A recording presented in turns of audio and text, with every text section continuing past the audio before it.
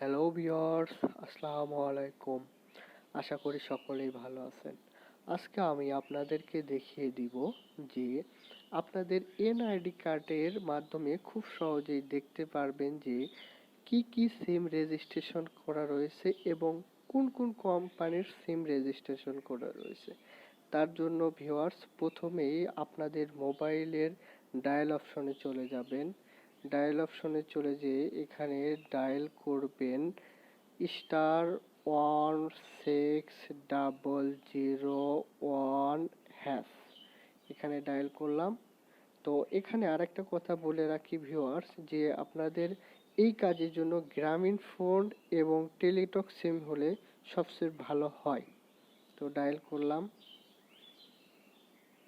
Dial করার পরে এখানে আমাকে যে এনআইডি কার্ডের আমি দেখতে চাচ্ছি সেই এনআইডি কার্ডের লাস্টের 4 ডিজিট দিতে বলতেছে। তো আমি এখানে লাস্টের 4 ডিজিট দিয়ে দিচ্ছি একটা এনআইডি কার্ডের। তো দিয়ে দিলাম।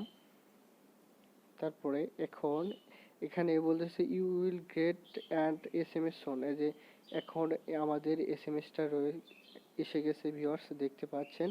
তো আমরা এখান থেকে দেখে নিব যে কিভাবে কয়টা সিম কি সমস্যা। দেখেন এখানে দেওয়া আছে ভিউয়ার্স, টোটাল 6টা সিম আছে, মানে এই এনআইডি কার্ডের আন্ডারে রেজিস্ট্রেশন করা। তার ভিতরে জিপি হচ্ছে একটা।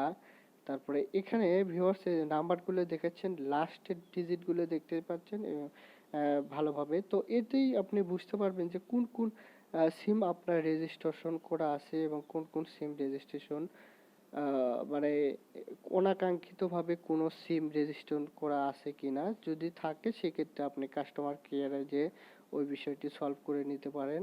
চাইলে হয়তোবা ওই সিমটি ডিঅ্যাক্টিভ করে দিতে পারবেন, অথবা যদি এরকম থাকলে অনেক ক্রাইমের সম্ভাবনা আছে।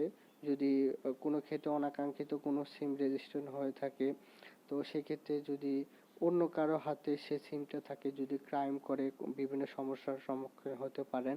এছাড়াও গ্রাম অঞ্চলে অনেক অসাধু ব্যবসায়ী, বা গ্রাম অঞ্চলে না, অনেক জায়গায় অসাধু ব্যবসায়ীরা বেশি মুনাফার জন্য আপনাদের দেখা যায় যে অনেকে হয়তো আমরা অখেয়ালে থাকি বা যারা না বুঝে 2-3টা ফিঙ্গার দিয়ে নিয়ে অনেক ক্ষেত্রে একটা সিম আপনাকে দিয়ে দিল আর বাদ বাকিগুলো বেশি টাকায় বিক্রি করে দেয় অনেক ক্ষেত্রে। তো ভিউয়ার্স যে বিষয়টি আমি দেখাইতেছিলাম সেটা হচ্ছে এখানে দেখেন টোটাল 6টি সিম রেজিস্ট্রেশন করা আছে। জিপি একটা, বাংলালিংক 2টা, তারপর রবি 2টা, তারপর টেলিটক একটা।